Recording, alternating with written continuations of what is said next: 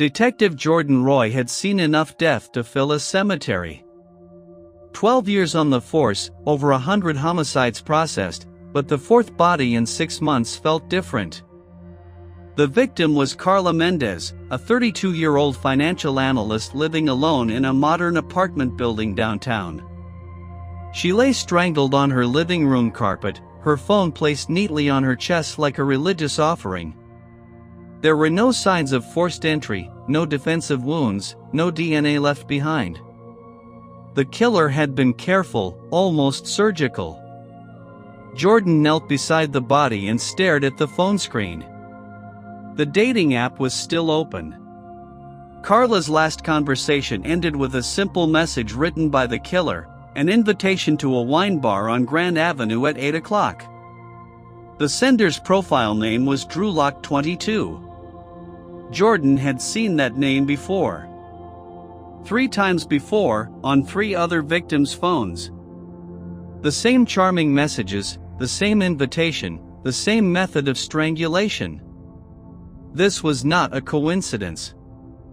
This was a serial predator named Drew Lockhart, and he was still active somewhere in the city, probably already looking for the next victim. Jordan stood up and called the precinct. The hunt had just begun, and failure was not an option. The weight of those 4 bodies pressed on her chest like a physical force. Jordan returned to the precinct and found Lauren Page already buried in case files. Lauren was the department's best analyst, a woman who saw patterns where others saw only noise.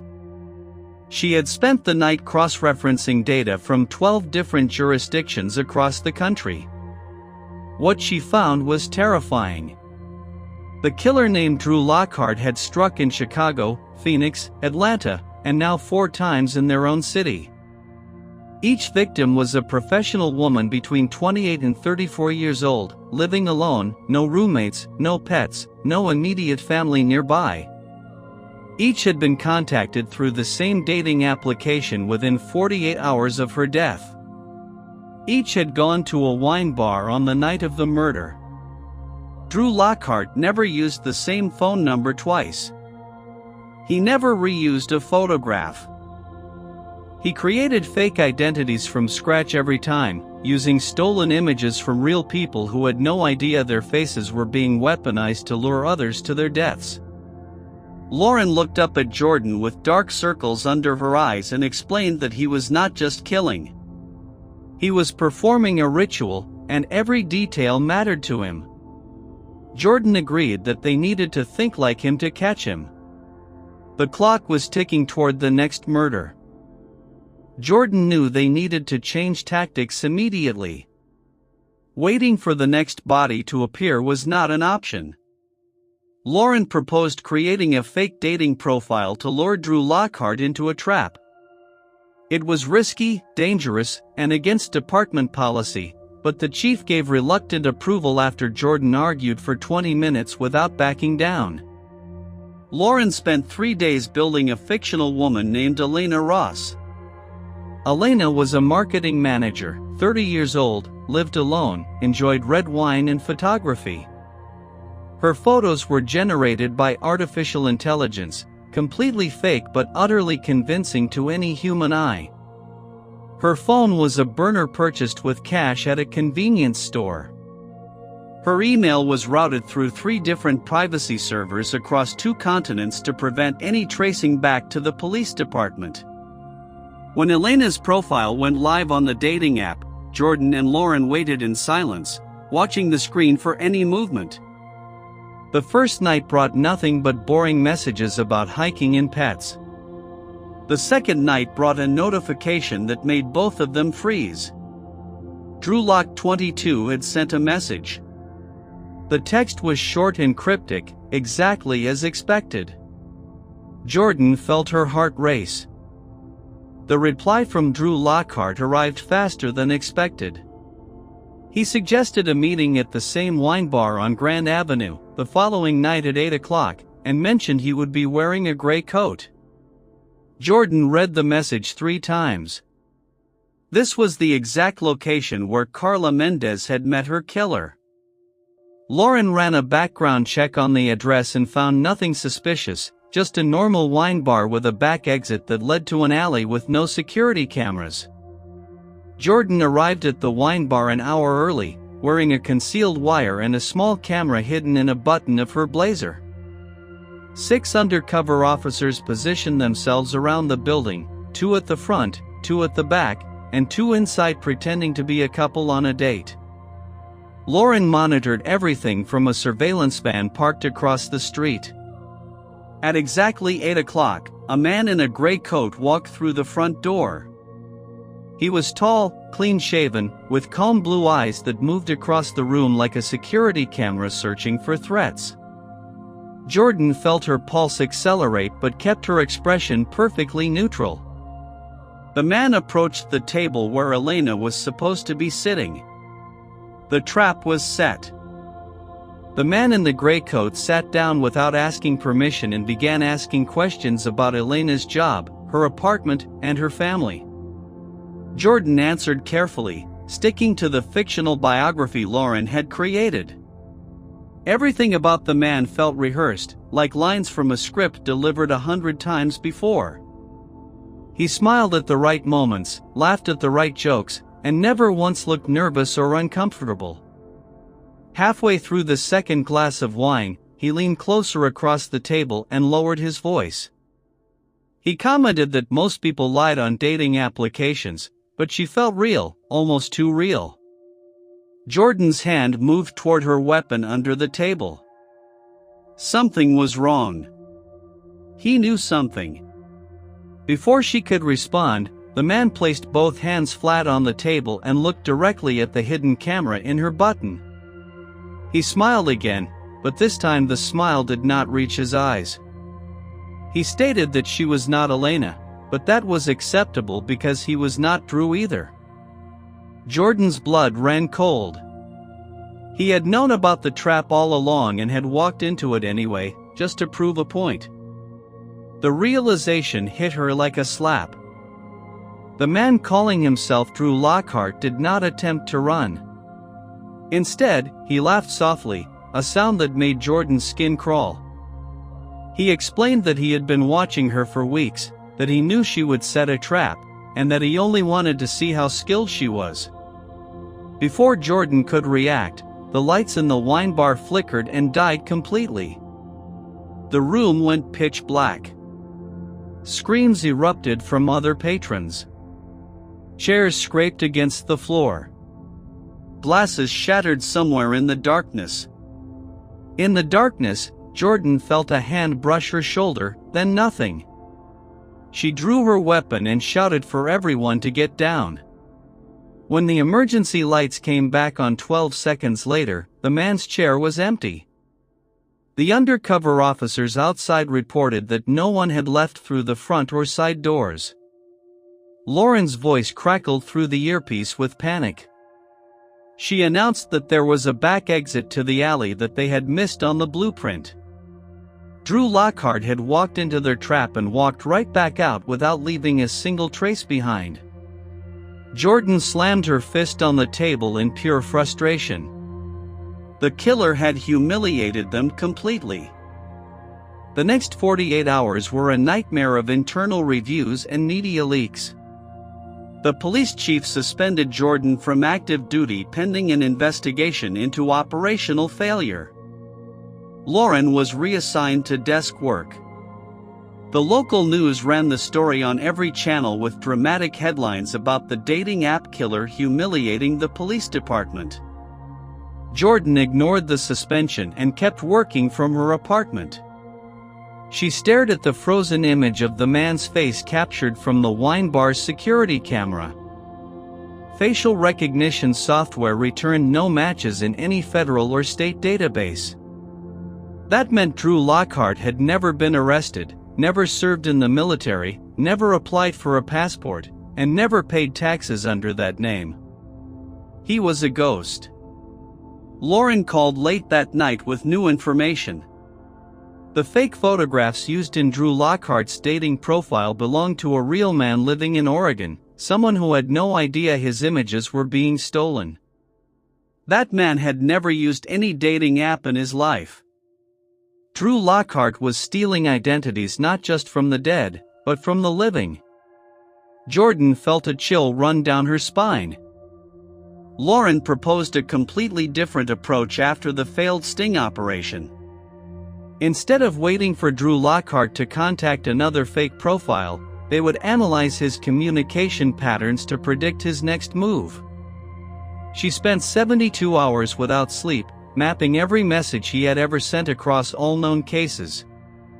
The data revealed a chilling rhythm. Drew Lockhart never wrote more than 140 characters per message, the exact length of a single text message. He never used emojis or slang or abbreviations of any kind. He always suggested the same chain of wine bars, which had 3 locations across the city. And he always killed exactly 48 hours after the first message. Lauren overlaid the pattern onto a calendar and found a repeating cycle. If their theory was correct, Drew Lockhart would create a new profile within the next 24 hours and target another woman within the week. Jordan took this evidence to the chief, who reluctantly reinstated her. The chief authorized a 3-location stakeout. Undercover officers would pose as regular customers at all 3 wine bars simultaneously, watching for any suspicious activity. Jordan felt hope for the first time in weeks. On the 4th night of the stakeout, a woman named Sophie Chen walked into the Grand Avenue wine bar alone. She was 30 years old, a graphic designer, lived by herself in a studio apartment on the east side of the city. She ordered a glass of Pinot Noir and checked her phone nervously every few minutes. 10 minutes later, a man in a dark jacket entered the bar. He was not the same man from the previous encounter at the same location. This one was shorter, with brown hair and a full beard. But his movements were identical to the first man. The way he scanned the room from the doorway. The way he paused for exactly 2 seconds before walking further inside. The way he smiled at the bartender before looking for a seat. Jordan watched from across the street through binoculars. The man sat down next to Sophie and began talking. Lauren's voice crackled through the earpiece with excitement. She reported that his phone had just connected to the bar's Wi-Fi network. The MAC address matched a burner phone purchased in Nevada 3 weeks earlier. That was him. Different face, same killer. Drew Lockhart was wearing another disguise. Jordan gave the signal to prepare. Jordan gave the signal to move in immediately. 6 undercover officers converged on the wine bar from different directions. Drew Lockhart noticed the movement almost instantly. He stood up so fast that his chair crashed to the floor behind him. He knocked over a glass of wine and sprinted toward the back kitchen. Jordan chased him through the swinging doors, past startled cooks holding knives and pans, and out into the dark alley behind the building.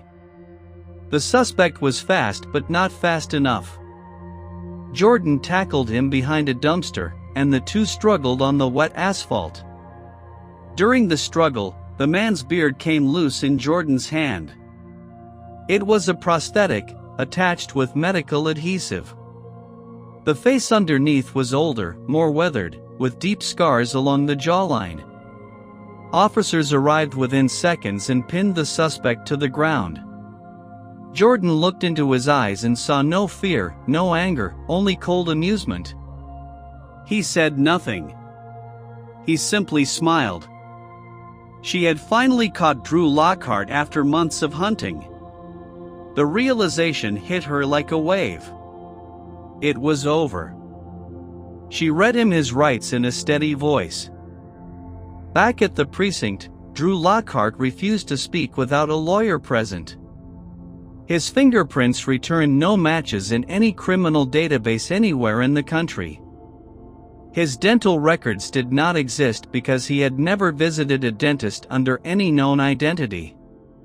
A DNA sample was taken and sent to a federal lab with a rush request.